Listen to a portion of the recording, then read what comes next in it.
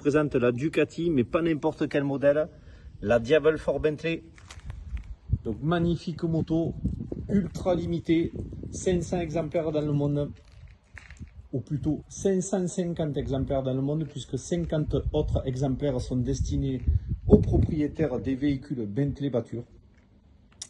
Donc comme on peut voir, une couleur vert émeraude magnifique, nacrée. Je ne sais pas si ça rend bien au soleil, mais elle est vraiment magnifique.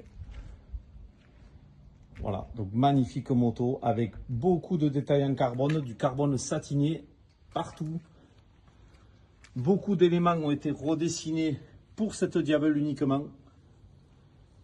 Donc le sabot en carbone, même les détails sur l'avant du garde-boue en carbone, beaucoup de détails en carbone. Les grilles d'aération inspirées de la grille de la Bentley voiture. Magnifique moto, magnifique. Jantes forgées, usinées avec le design de la Bentley voiture. Échappement 4 sorties avec la coque carbone, donc exclusif à cette moto. Elle est vraiment magnifique. La selle en Alcantara avec les surpiqûres rouges, logo Diavel bien sûr, mais logo Bentley. Il y a un feu arrière Matrix LED avec une signalétique bien particulière à cette moto lors de l'allumage. Je vous le montrerai tout à l'heure. Donc les repose-pieds pour la selle arrière en biplace sont ici. Donc ils sont très discrets. Il n'y a qu'à l'ouverture qu'on les voit. Alors effectivement, quand ils sont sortis, ils sont assez imposants. Mais ce qui est génial, c'est que le fait d'avoir une coque noire avec les détails en carbone ici, lors du repli des calpiers arrière, ça reste quand même relativement discret. Voilà. Magnifique moto. Magnifique. Des commandes de bord, on est sur du standard, sur la Diavel. La seule différence qu'il y a avec le modèle Bentley, c'est qu'on se retrouve avec au démarrage le monogramme Ducati, le monogramme Bentley, le Diavel for Bentley, ainsi que le numéro de la moto et l'affichage standard de la Ducati Diavel V4. Donc voilà, toutes les commandes de bord sont identiques à la Diavel V4. Rien n'a été changé, c'est juste ce modèle-là qui change au niveau de l'instrumentation. Voilà, première vidéo avec la Ducati Diavel Bentley.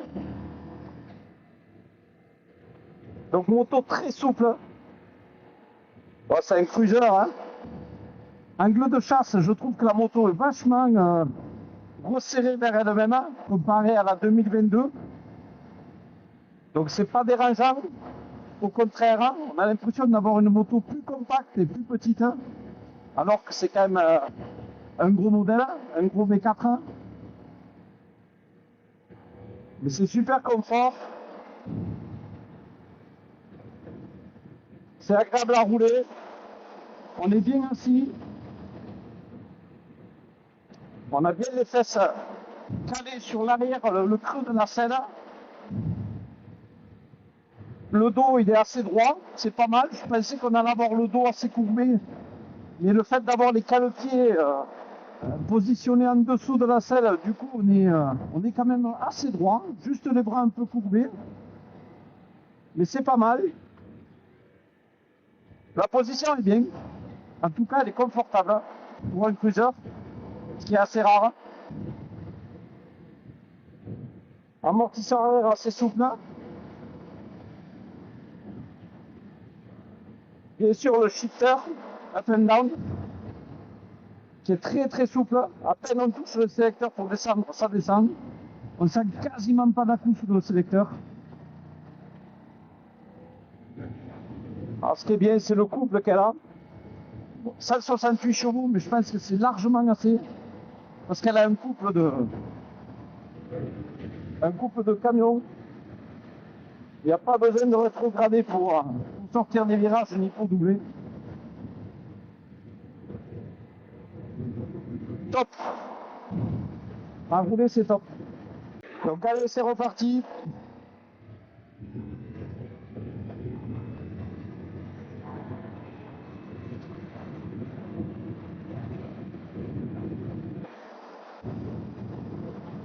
super confort à rouler. Ou un cruiser, c'est top.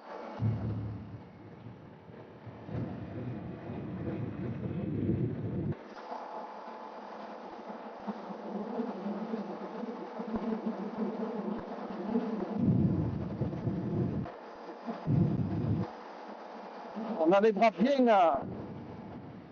pas trop tendus, assez fléchis.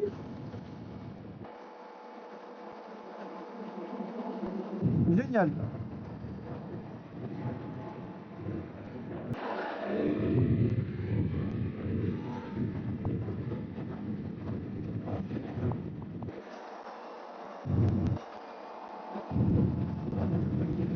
Alors même pour un cruiser, comme ça, vachement de couple,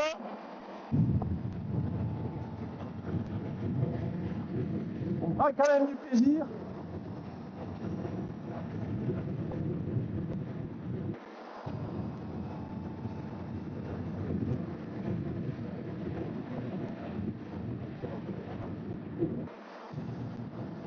Génial.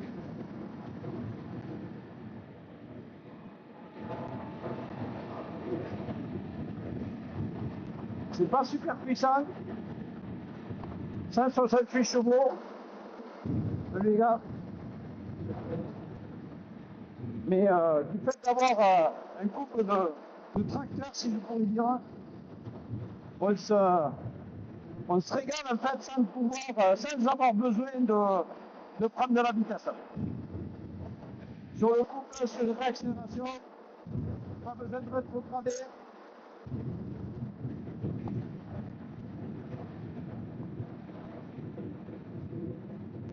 Super. Avec quelques petits virages là.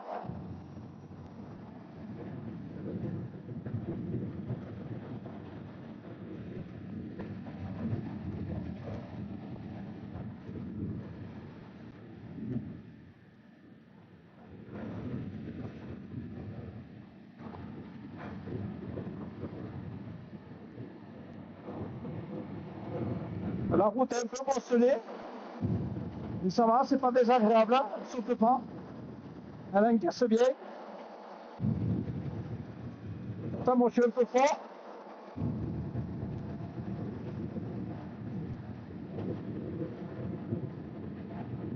Super.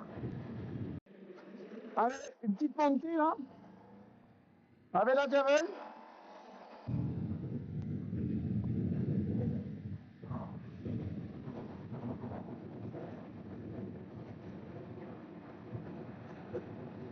C'est super agréable.